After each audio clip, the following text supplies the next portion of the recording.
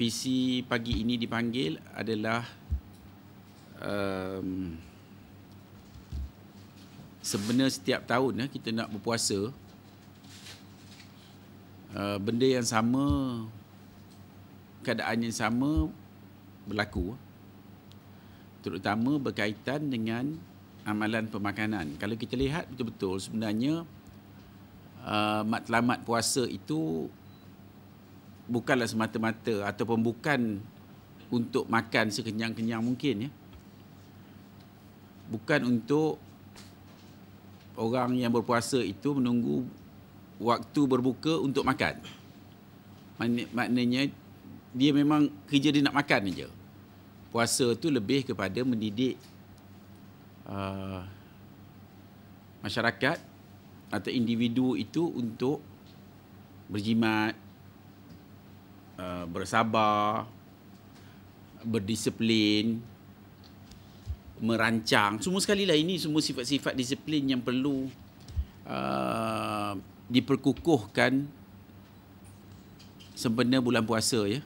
Dan juga mungkin untuk mendidik kita, ya, lebih juga untuk mendidik kita untuk memahami macam mana keadaan orang yang berpuasa supaya kita lebih simpati.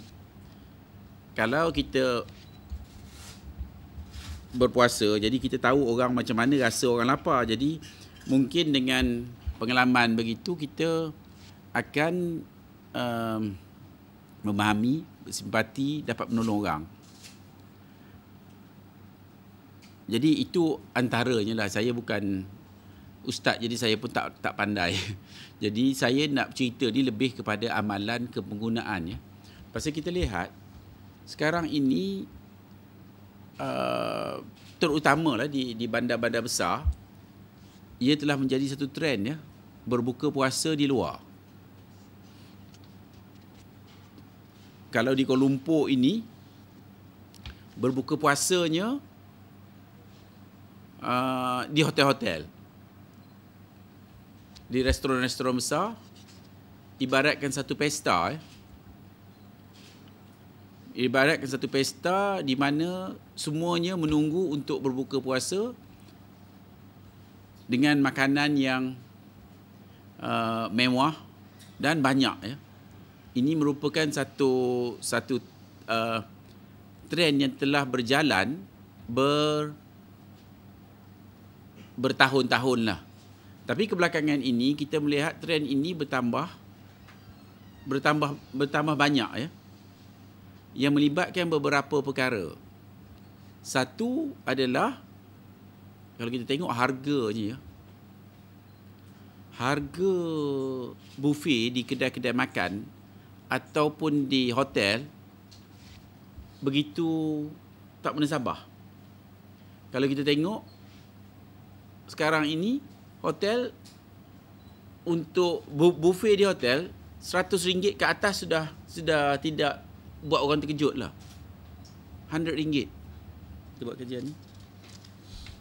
Kira-kira 60. Ada 60. Kita buat 60 survey, ya. Di mana ini melibatkan pensijilan halal. Ini sebenarnya fokusnya lebih pada sinilah. Pasal kita kalau orang berpuasa yang sudah tentu mereka hendak makanan-makanan yang halal. Tapi kita lihat telah ada, ya, dan ada tempat-tempat yang menawarkan buffet tapi mereka tidak ada sijil halal. Dan kadang-kadang ada yang menawarkan buffet arak pun ada. Jadi kita melihat perkara ini sebagai satu cabaran tambahan kepada orang yang berpuasa dan juga satu jenis penipuan oleh mereka yang menyediakan makanan ataupun menyediakan buffet berbuka puasa inilah. Jadi kita melihat ini satu trend yang tidak membantu dan malah mencabar wibawa umat Islam yang berpuasa, ya. Dan dalam konteks ini kita amat mengharapkan pihak-pihak berwajib, ya, seperti JAIS, JAIN untuk membuat pemantauan dan mengambil tindakan supaya perkara seperti ini tidak berlaku, ya.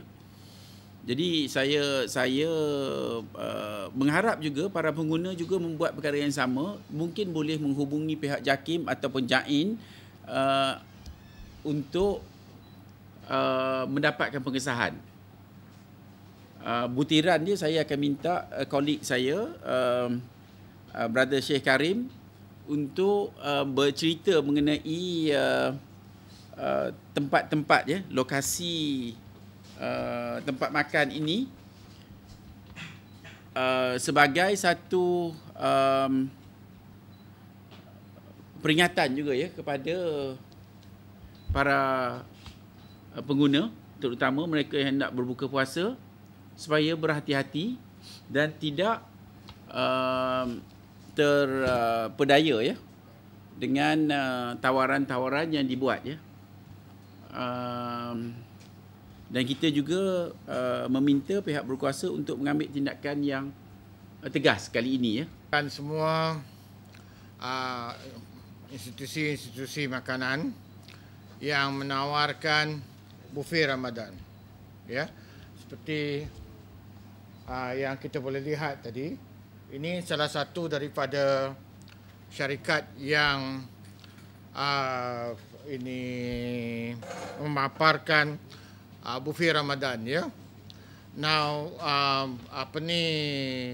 kita difahamkan yang pihak JAKIM melalui Akta Perihal Dagangan ada satu section yang melarang mana-mana institusi, mana-mana establishment yang tidak mempunyai sijil halal daripada menawarkan buffet Ramadan menggunakan perkataan-perkataan yang membawa maksud ianya halal, ya.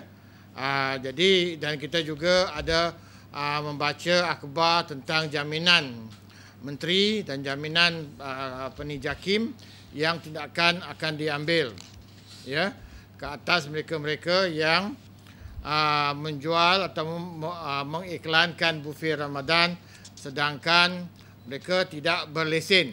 Sekali last column tu ada alamat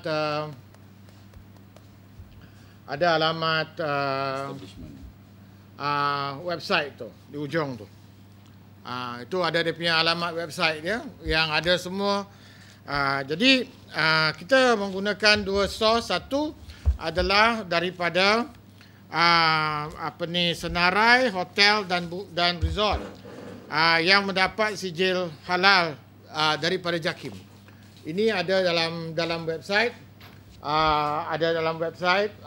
di mana JAKIM senaraikan semua restoran-restoran yang ada sijilan halal, ya. Jadi ini ada dalam JAKIM Halal, website dia JAKIM Halal. Bagi pengguna yang ingin mengemukakan sebarang aduan, sila hubungi alamat dan nombor telefon yang tertera.